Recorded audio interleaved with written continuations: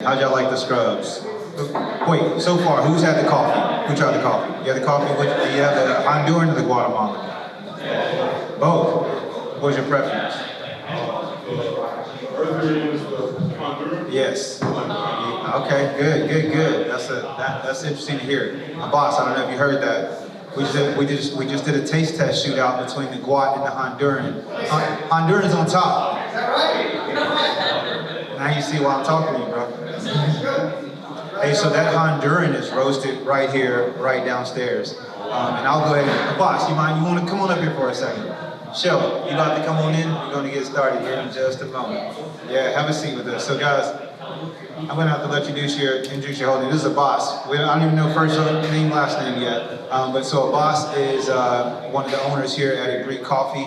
I met Abbas about 6 weeks ago in an accelerator between Invest Atlanta and the Guild. Okay, they take minority businesses that are in Atlanta and they're looking to see brick and mortars on the south side, right? It's an anti-gentrification move.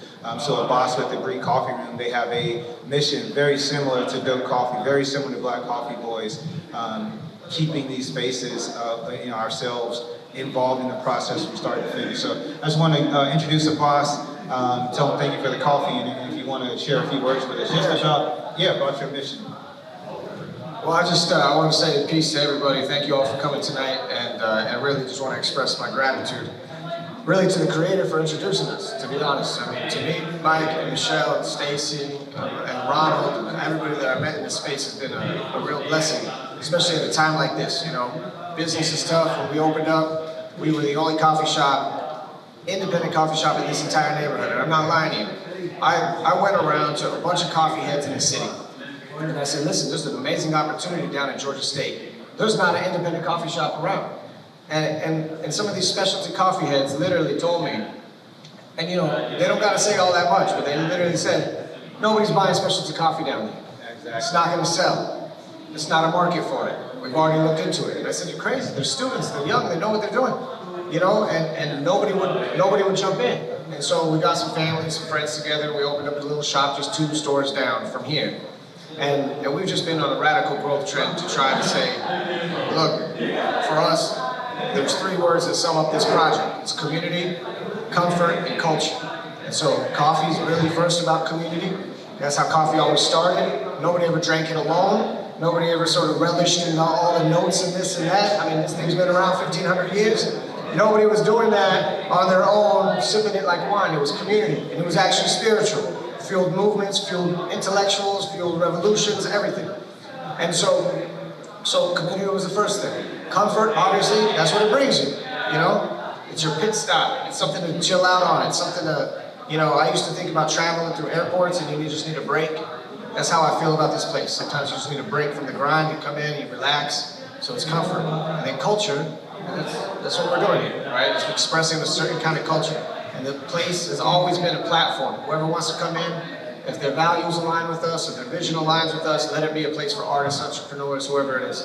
And so to be able to work with Dope Coffee now, it's just been a real blessing because I've never met another group of entrepreneurs more aligned on the community and on the vision and on the business side of it. You might get a little bit from everybody, right? But I've never met a group like y'all before. So it's a real honor, real blessing. So thank you, Mike, thank you, Michelle, Stacy, Rodney, it's good to see you.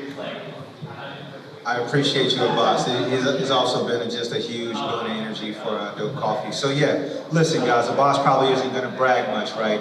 But I'm gonna tell you guys a quick story, and then I'll talk about Yemen, okay? So Dope Coffee for me started as a concept. I told you guys I'm a hip hop artist and my stage name was Creative Mike the Rapper. I created this concept called Coffee Trapping on Venus, okay? This is gonna be my first album. I think you've probably seen some of this. So let's break that down for a second. Coffee Trapping on Venus, CTOV. We all sell coffee. We're coffee entrepreneurs here, right? We want to sell this. So you get that concept right off the bat. And trap, like, it's a mindset and it's a word that I struggle with, okay? And honestly, meeting Abbas, being in the accelerator has really kind of making me take a few steps back. And here's what I mean by that, okay? Dope Coffee, when you first hear the word, dope is in it. right? This was going to be a counter-drug brand, right? I'm the kid of a dope dealer, of a dope doer, and I was just like, that stuff is bad for the world. But that mindset of being trapped in a place, right, where the socioeconomics keep you on the same block over and over again. Literally want to take these beans to our streets, right? That's my cousin, Stacy, right there. We're going back home to the trade floor. We're going to open coffee shops just like this, right? In our communities and say, hey guys, you know this really overpriced commodity that we sell here in America? Swap it, 1 for 1, and watch us get money that we don't have to look over our shoulders for. Watch us improve and empower our community. So I just want to say, to Abbas, I heard about his mission of literally, there's a conflict within Yemen, okay? If you guys aren't familiar with like the geopolitics of Yemen, if I'm not mistaken, and correct me, this is a Christian and Muslim conflict. It's actually not. It's okay, so It'd be easier if it was, but no. it's a civil war. It's a geopolitical everything, you know what I'm saying? Proxy war, everybody's hands in it. Everybody's hands play, And so, like a lot of these situations, okay, this is where Abbas and I really got along together. If you guys know this, I'm a Marine, okay? I was a Marine. And I've been in Afghanistan, and I noticed some of the same things that Abbas is talking about, where you have these just really unstabilized regions of the world, where these guys want to take the drugs that are fueling a lot of that instability and replace it with coffee, okay, and that's in Yemen. And if you don't mind, just speak a second about that too, because I want to go right back into the coffee trapping on Venus, and I want to let us understand how we're all doing the same thing here. So yeah, just take a minute. No, it was just like a couple of days ago when you talked about the trap, and I was like, I think I know what you mean, right? And then he started bringing it and said, yeah, of course, yeah, I got it. And if you really think about it, coffee on the Rio is a trap for millions of farmers around the world. Right. Colombia, for example. In Colombia, rebels would fund their militias through the coke trade, and they would force farmers, right? They would force farmers to grow coke. And literally their lives were lost if they didn't do this. And so whenever there was an opening and there was a political opportunity, these farmers would organize, and what were they selling instead? Coffee, all right? So there's a spiritual dimension to when we drink this cup of coffee, all right? It's the same way that, you look at a handicraft that comes from another part of the world, you respect who made it, right? And so we should respect the kind of energy and the love that's going into that being when we're drinking it. So now in Yemen, we've got a conflict, and it's the same thing.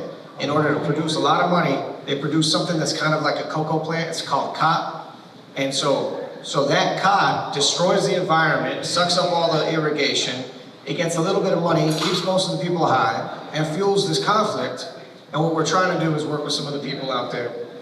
It's not my idea, but I'm pulled into it, politically somehow.